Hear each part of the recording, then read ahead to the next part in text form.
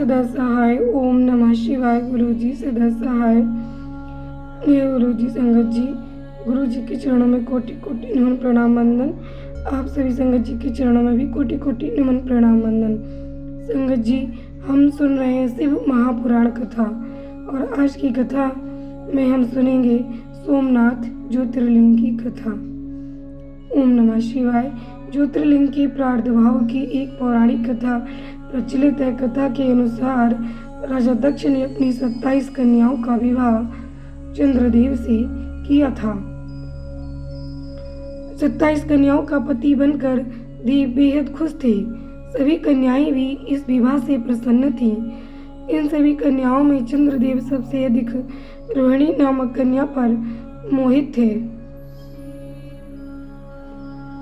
जब ये बात दक्ष को मालूम हुई तो उन्होंने चंद्रदेव को समझाया, लेकिन कोई लाभ नहीं हुआ।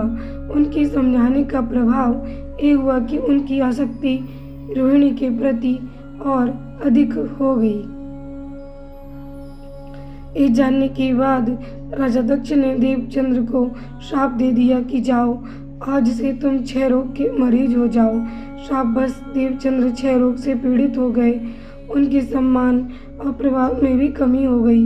इस शाप से मुक्त होने के लिए वे भगवान ब्रह्मा की शरण में गए। इस शाप से मुक्ति का ब्रह्मादेव ने ये उपाय बताया कि जिस जगह पर आप सोमनाथ मंदिर है, उस स्थान पर आकर चंद्रदेव को भगवान शिव का तप करने के लिए कहा।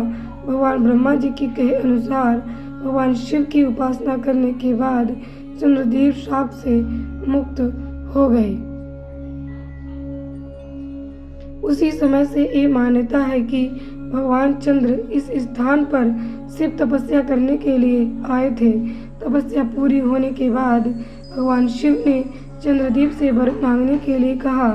इस पर चंद्रदेव ने वर मांगा कि हे भगवान, आप मुझे इस शाप से मुक्त कर दीजिए और मेरे सारे अपराध क्षमा कर दीजिए।